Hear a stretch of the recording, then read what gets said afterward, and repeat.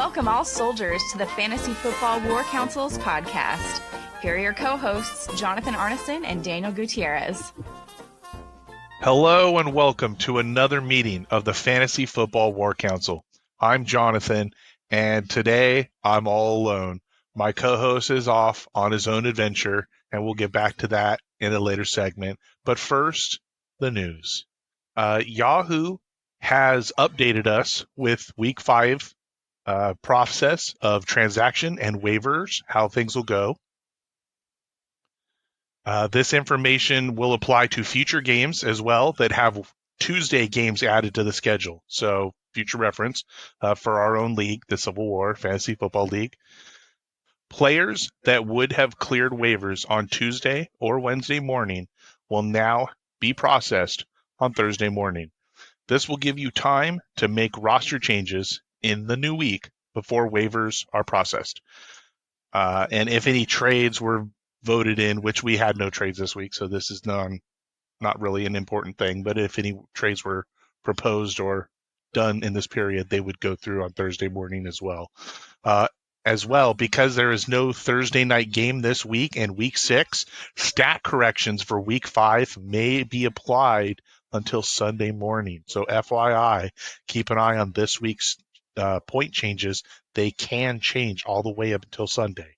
Our next bit of news, the New York Jets released running back Le'Veon Bell 5 games into the season.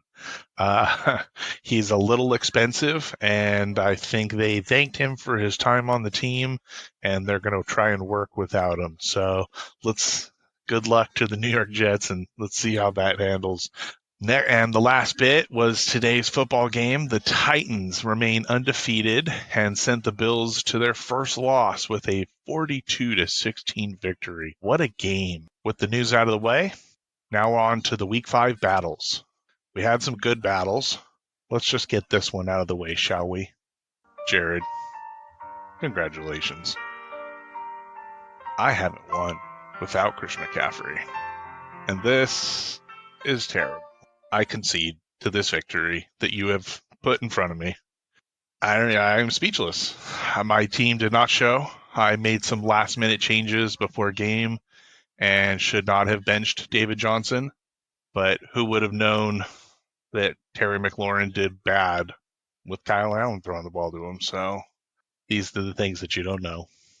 But anyway, congratulations. What a victory. SC Slave Runners loses 163.95 to Lincoln's Renegades 176.85, was a 12.9 differential. And like I said, he played phenomenal. His quarterback did not show up, 19 points from Lamar Jackson. But Robbie Anderson, along with DJ Moore on my side, 21 points from DJ Moore. Robbie Anderson, 15 points. Carolina was a shootout, and they played really well. He had Joe Mixon put up 17 points, where Jonathan Taylor had a great day, 16 points on the other side. Josh Jacobs did start slow, but at the end, the Raiders came back, and the Raiders did win. So 26 points. Josh Jacobs was the centerpiece of that. And J.K. Dobbins on the other side, 7 points, not as stacked. But it was his DK Metcalf on Monday night, 26 points, that carried him to victory, along with his defensive points. New Orleans, 31 points. They really did well. For Kansas City, they got beat by the Raiders, and 4 points, 4.25. So not good to see. So congratulations, Jared. You take away a W. And both the host guessed wrong on this last week. They thought I was going to win. You took away the win. So congratulations.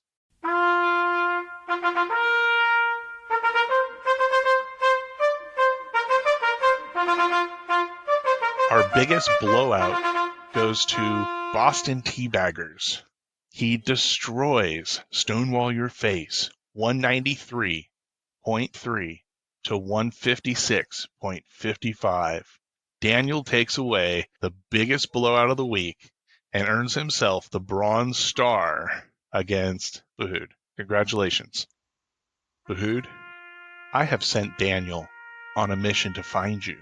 It's why he's not here. We are so worried that you are gone. Please Send up the smoke flare. Send a writer. We need a message from you to know where you are. You are the manager, MIA, this week. And this is your second time. So you are this week's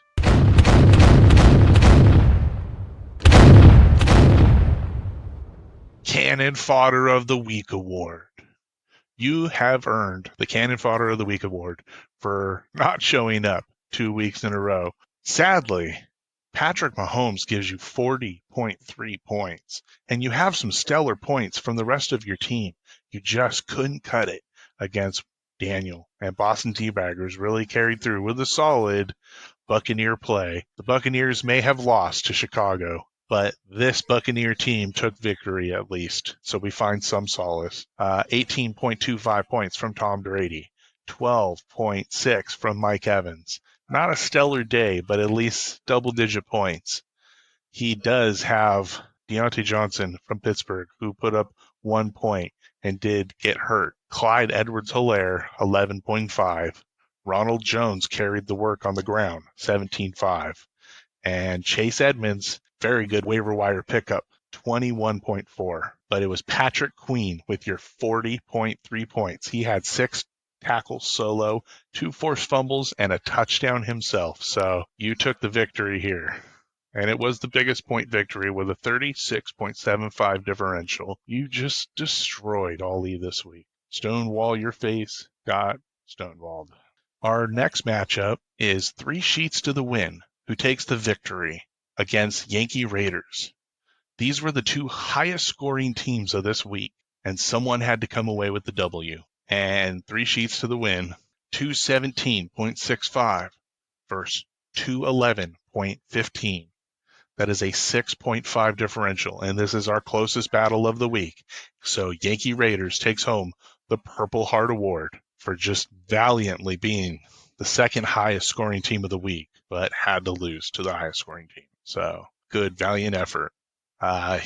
Both teams scoring over 200 points, so you can imagine these are pretty stacked lineups this week. And thank goodness that the Tennessee Titans played this week, because 22 points from Derrick Henry to help Yankee Raiders not quite win, but it did help him score all these points. So on the other side of the ball, Mario with 3 Sheets to the Win. Miles Sanders, 29 points, 2 rushing touchdowns, 80 rushing yards. That is a very good game in my opinion. Todd Gurley, 25.8. 121 rushing yards, 1 rushing touchdown, and even had 29 reception yards. And then Indianapolis defense, and he had his defensive linebackers, well, not say his linebackers, he had his defensive players put up double-digit points at least. 18 points from Hicks, 11 points from Antoine Winfield, and 22 points from Hilton. Very good play here.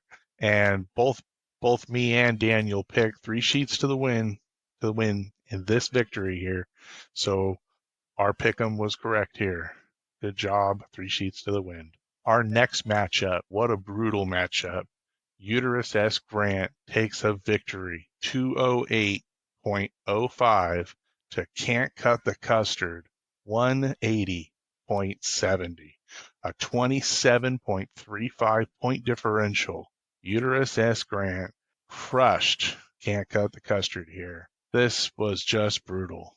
17 points. Calvin Ridley finally produced some points this week, 136 receiving yards and 8 receptions. Unfortunately, Cooper Kupp did not step up after Dak Prescott went down, only receiving 3.3 points, 23 receiving yards and 2 receptions. But the rest of her team, David Montgomery, 17.4 points, Ezekiel Elliott, 26.8 points, Gardner Minshew was a good pickup just in case Josh Allen didn't play, and he put up 27.65 points.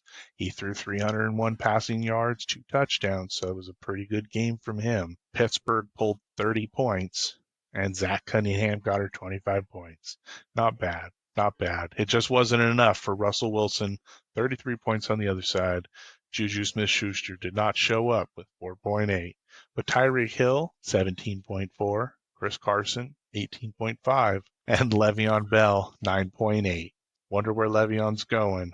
Fortunately, I think you might have to find some help there, Andy. Good luck on the waivers this week.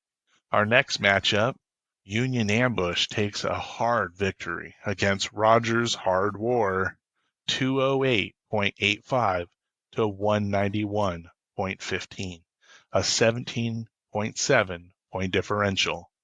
And this is a very close battle, but to be honest, it could have been a lot better. Rogers Hard War left Nick Chubb, who was on the IR, and Noah Fant, who was on a bye week, in his slots. So those are big donuts in those two spots.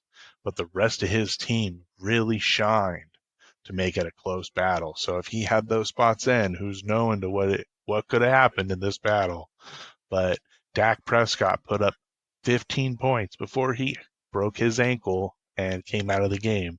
Unfortunately, having surgery, a news blip I forgot to mention, that is going to put him out for the season. So you're going to have to find a new quarterback. So good luck, and hopefully you replace it, because you're not replacing the rest of your team. But Union Ambush pulls out the win on the other side. Deshaun Watson finally pulls out a good game with 3 passing touchdowns and 359 yards. 2 interceptions, but he still put up 40 points. So I'd say that's a good fantasy day at least. But they did get the victory against Jacksonville. So that is a good day for him as well. Alvin Kamara put up 21.2. Baltimore put up 54 points for his defense. What a great. So some of his players did not show. Evan Ingram only put up 9 points, and Josh Kelly only put up 8.5. And his linebackers, Bostic only put up 7, and Smith only put up 7 points as well. So he had his defense really show up. Baltimore defense with 7 sacks. That's that's really good there. So congratulations, Union Ambush, for pulling out the win there. Myself and Daniel picked you in the Pick Ems last week, so we were right there. So I went 4-1 in the Pick Ems, and Daniel went 3-2. So we'll see how we do next week. All right, congratulations to Can't Cut the Custard for snagging this week's Treasure Hunter of the Week award. He picked up Buda Baker, who put up 24 points this week, and that was the best pickup. Now, Justin Herbert was definitely the best pickup with 41.8 points, but he sat on my bench, so definitely not a winner there. But another notable mention goes to Daniel, Boston Teabaggers, for picking up Chase Edmonds, the first waiver wire pickup this week, and he put up 21.4 points. So congratulations there. But Can't Cut the Custard, you are this week's Treasure Hunter of the Week. Keep it up. Maybe you get a good one next week. All right, so moving on to our last segment. This is our Pick 'em segment. So let's pick 'em.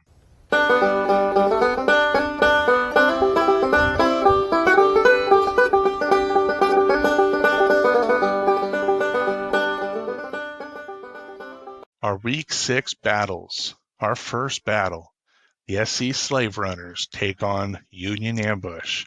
Now, I got to be honest, I have picked me the last 3 weeks, and I have not won a battle since losing Christian McCaffrey, and I do not think he is coming back this week at all either. So I am hard-pressed to take myself, but I still got to pull myself up and say that I can do a victory here against Union Ambush. So I'm taking myself. And oh, look, we have a message from our writer.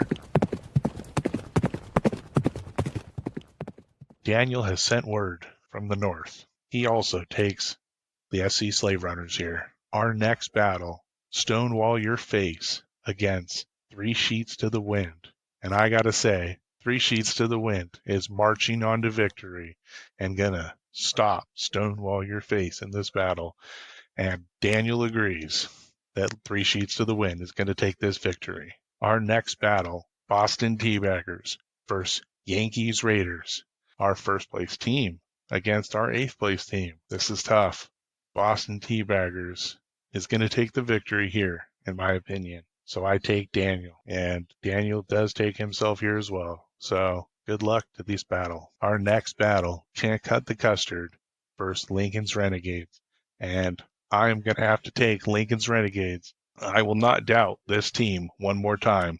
He took a good victory from me, so I will give another one to him this week in this battle. And Daniel agrees. And our last battle, Uterus S. Grant versus Rogers Hard War. And it's going to be a hard war indeed. Some hard work required for these teams and their waivers, but Uterus S. Grant is going to take away the big victory here and possibly the biggest blowout unless Rogers Hard War does something about his team. And Daniel agrees. All right, so both co-hosts agree on every battle this week. We'll see how they end up, and we'll go from there. All right, well, thank you for coming to this council meeting.